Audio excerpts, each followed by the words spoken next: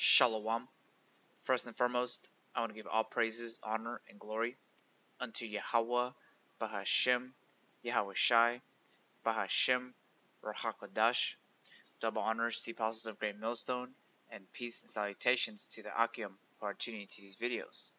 And in this video, I want to speak about the current predicament that we find ourselves in. Those that are of the nation of Israel, which consists of you so-called Negroes, Latinos, Native Americans, who are scattered throughout the four corners of the earth. You guys are the real Hebrew Israelites that the Bible is speaking about. And the situation that we find ourselves in is we are yet in this day in our captivity. And if you read this in Ezekiel 37, it speaks about how Ezekiel saw a valley of dry bones. And the dry bones represented the nation of Israel in a dead state. And if you read into it, it speaks about how the spirit of Yahweh Bashem Yahweh Shai, it was blown into them, and they were standing upon their feet. They started getting their sinews back.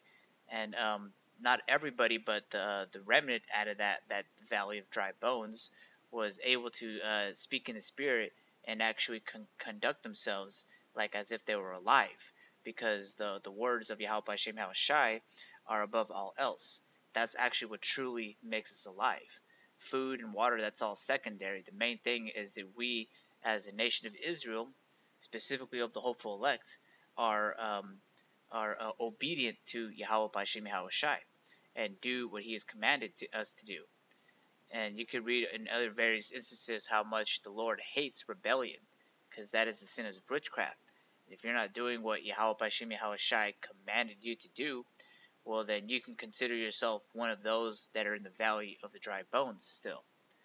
And I actually wanted to go into this last section right here, because it's speaking about when the nation of Israel is back in their right estate. Because right now we're in a dead state in a sense, and the only thing that's sustaining us is the spirit and power of Yahweh Bashem Yahweh Shai.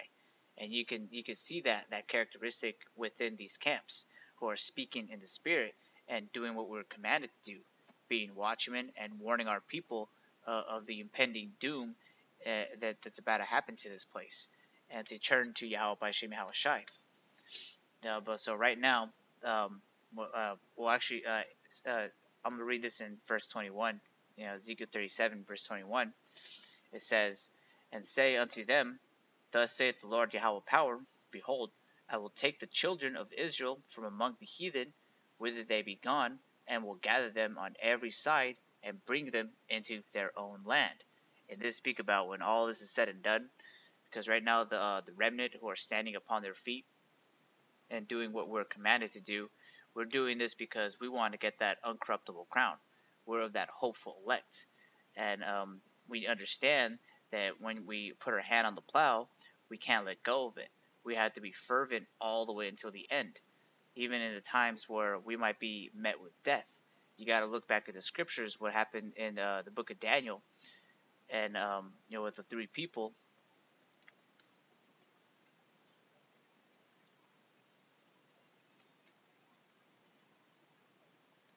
I'm just gonna Google it because this is in Daniel 3 verse 16. It says, "Shadrach, Meshach, and Abednego answered and said to the king, O Nebuchadnezzar, we are not careful to answer thee in this matter. If it be so, our God, whom we serve, is able to deliver us from the burning fiery furnace, and He will deliver us out of thine hand, O king."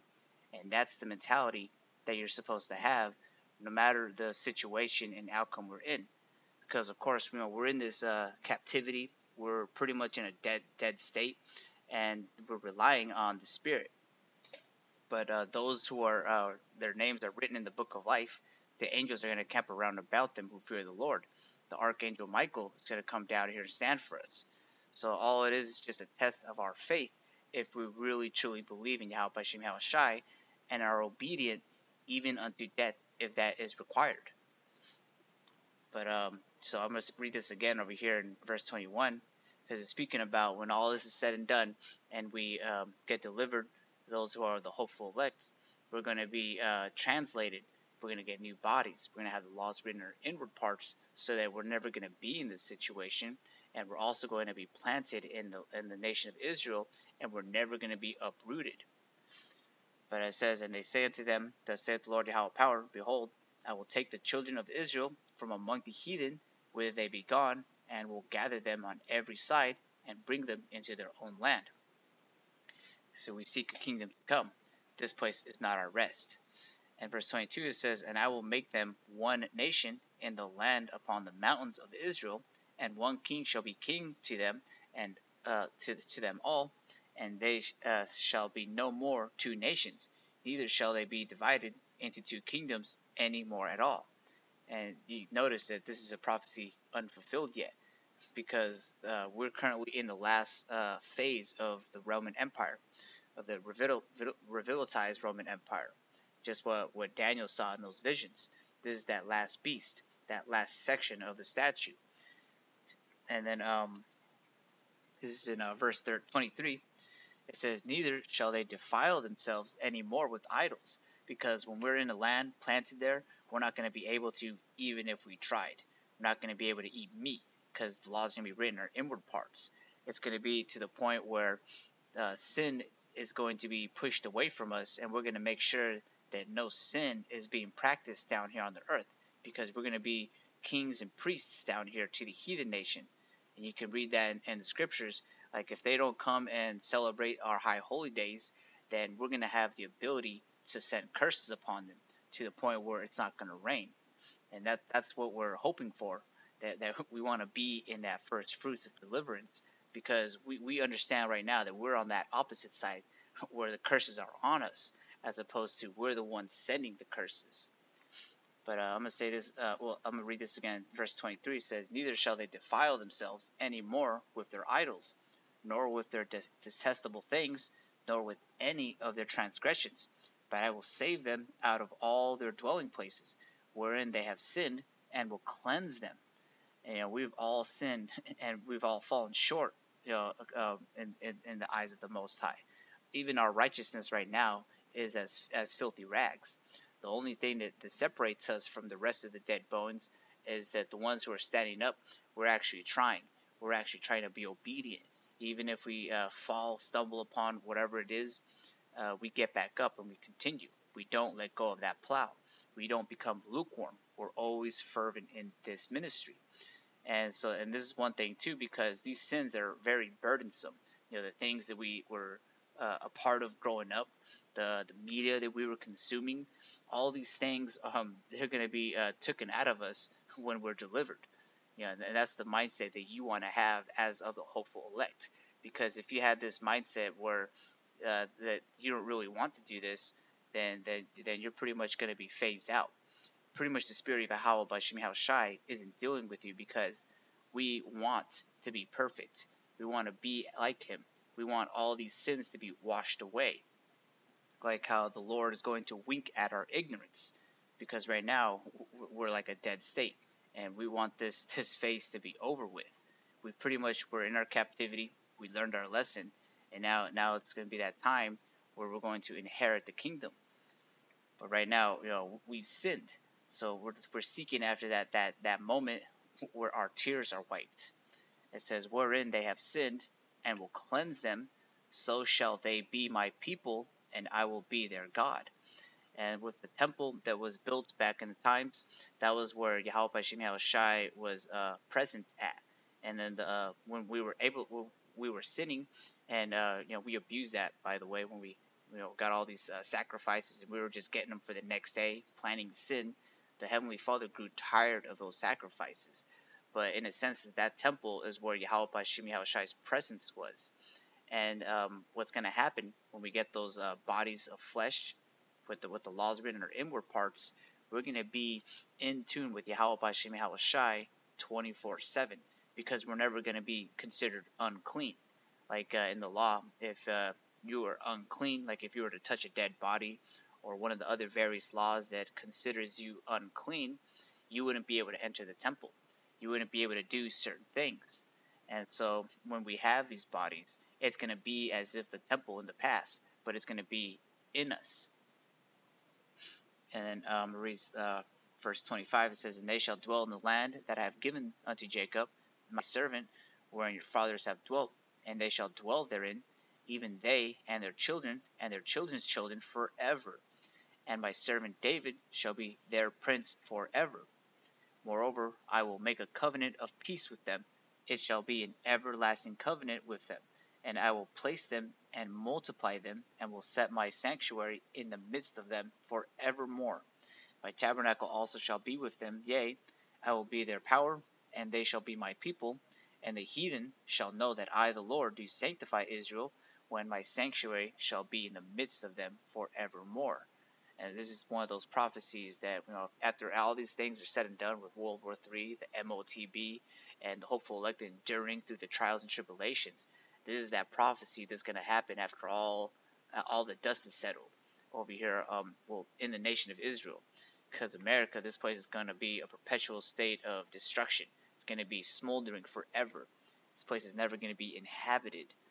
Yeah, but when all that stuff is said and done, we're never going to sin, and we're going to inherit the land forevermore. And the heathen are going to be aware of that also. And I also wanted to read this in Psalms 30, and I'm going to try to read it just a little quick. This is in Psalms 30, verse 1. It says, I will exalt thee, O Yahweh, for thou hast lifted me up, and hast not made my foes to rejoice over me. O Lord, my power, I cried unto thee, and thou hast healed me. O Lord, thou hast brought up my soul from the grave. Thou hast kept me alive. I should not go down to the pit. Sing unto the Lord, O ye saints of his, and give thanks at the remembrance of his holiness. For his anger endureth but a little. Let me read this again, verse 5, because this is the point. It says, for his anger endureth but a moment. In his favor is life. Weeping may endure for a night, but joy coming in the morning. Because it's Yahweh's good pleasure to give us the kingdom. Of course, we've sinned, and it was all orchestrated in a sense that we were going to go off. We're currently in the chains of darkness, but it is Yahweh B'Shem Yahushai's good pleasure to give us the kingdom. It's his good pleasure to wipe out all the sins that we've committed and become holy once more and become his people again. And this anger that he has on us, where he's able to strike us, because right now, whenever we're doing things, we're doing these things so that we can have gold in our spiritual bank account. Because if we weren't doing these things, if we weren't bidding to the marriage, we weren't being fervent, studying to show ourselves approved, then the Heavenly Father is even more willing to strike us and judge us, as opposed to chastisements. So right now, so he's able to do these things.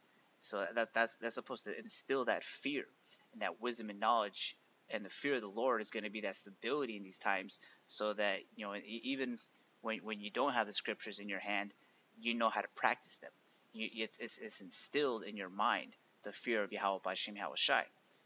Because right now he's an angry power to his people, because we've sinned and we've abused the sacrifices, we've abused his ways, and just etc. etc.